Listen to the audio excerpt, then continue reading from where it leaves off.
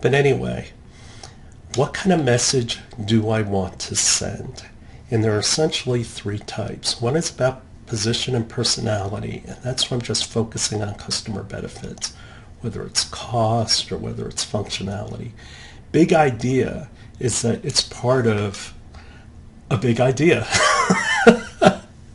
Yeah, that's not very good communication. But anyway, and that's like you're doing something for the planet or something like that, or for the future.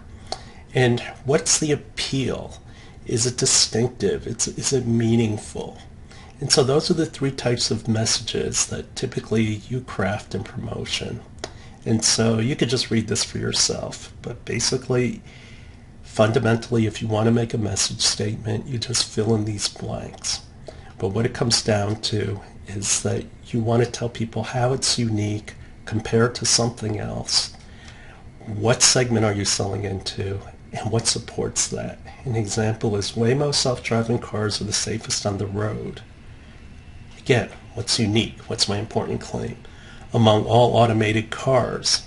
So there are other, Uber's got one, and everybody's got a self-driving car out there, so you want to say something. Because you are backed by Google technology. Again, what is it supported by? In terms of messages, what typically messages are in branding statements. Apple has always been about think different. HP, they finally settled on invent. The HPers, the great inventors. Yeah, right.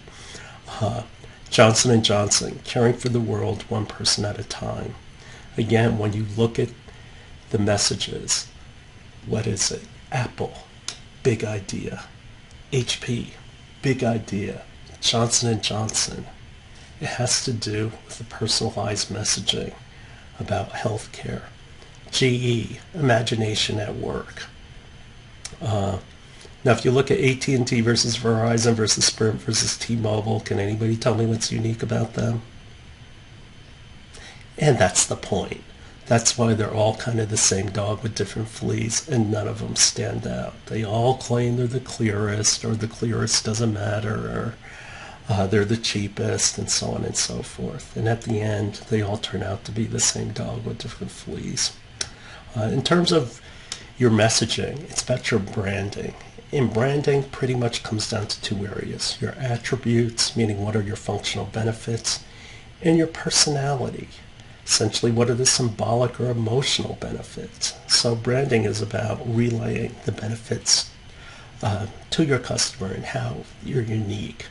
Now, when we talk about messaging personality, what do we mean by? Well, are you about excitement? An example of that would be Tesla. Competence. Who do you want to be competent? Well, how about your insurance companies? Sincerity, that you're honest, you're truthful. Baby products, because why on earth would you take a risk with anything sketchy touching the butt of your baby? Sophistication, that's we're going more for intellectual, more for esteem, and that's BMW. And finally, what about ruggedness? Under Armour. And those are examples of different types of personalities of products that are typically used. Also, when you message your idea, how do you do it?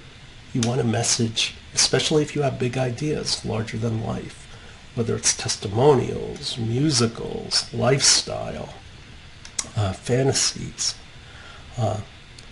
These are examples of different styles that you try to message with when you're promoting. Some examples are life doesn't come to you, so go to it. It's not just about, if you notice, do they talk about flying anywhere in Virgin? No, they don't. Cisco.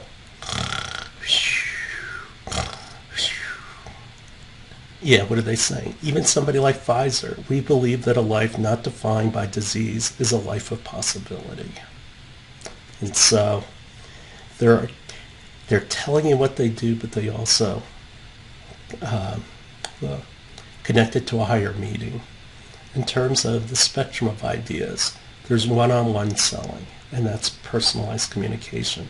On the other hand, you have impersonal communication, and those are ads, web, mobile, and somewhere in the middle, it's not quite impersonal, but it's not really personal. Like, yeah, a telemarketer, you're talking to a person, but does that feel particularly like a personal experience? And so the challenge for you is to figure out your revenue versus cost. How do I make a good return on my promotions? And so in terms of spending, it's about your media mix. What are the channels that you choose to use? In terms of using a quantitative approach, understanding how much money you're going to make off that. And so that has to do the hierarchy of effects. I have a bunch of steps from my awareness all the way to my customer support. And that's also the customer feeding back to me and becoming a recommender. And so typically for digital, you're talking about the cost per every 1,000 engagements. And in terms of econometrics, how well do I know my customer? Are they predictable?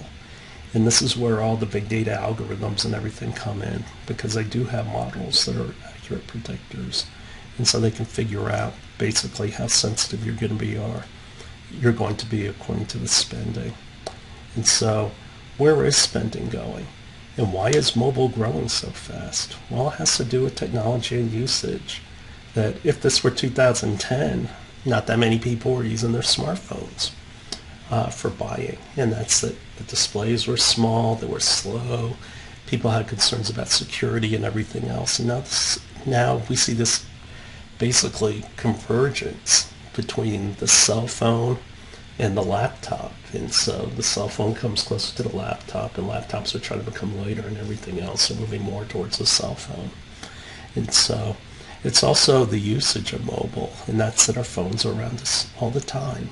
Most people use their cell phones for their searches now. Why does print still hang around? I mean, isn't this the age of computers and digital? The reason why print hangs around is because one of the things we look at when we want to promote is targeting. There's a very specific audience that still likes to read magazines. And therefore, that's why people still hang around print, because people still look at it. And it's a very specific type of customer, so you can get good targeting. Here are the different ROIs in terms of short-term and long-term. The thing is, when you see the traditional marketing techniques, they're more tied to long-term ROI in terms of short-term. And the one thing you see is that the digital approaches tend to have much, much higher ROIs than the physical approaches. And that's why we're going to talk about more of the digital effects. How do I measure these effects? Well, there's all kinds of tools out there. And yeah, I keep selling my class, but in my digital marketing class, we go over this in more detail. But here are some examples of tools and what they end up measuring. And so the thing about doing these measurements is you have to look at, is the effect going to carry over? If I don't see effect in one day, does it mean it's a disaster? No, because there could be a lag for the promotion. Maybe it takes a certain amount of time for my effect to diffuse out there. And the thing about digital measures, which is nice and convenient, is you can measure that in real time. In terms of spending, the best way to track it is if I could do a response function. I have to know what my objective is. How am I doing against competition? Am I spending more than them? Or am I spending less? And why? Because it has to do about profit. And essentially, what's my expectations? And a lot of traditional techniques could possibly be wrong. In terms of looking at these, how customers respond, I could do it through experimentation, econometric analysis, and also through judgment. And so that starts to get into big data and also more analytics, which is referred to as digital calculus. Here's an example of promotion, which I'll put into the third video.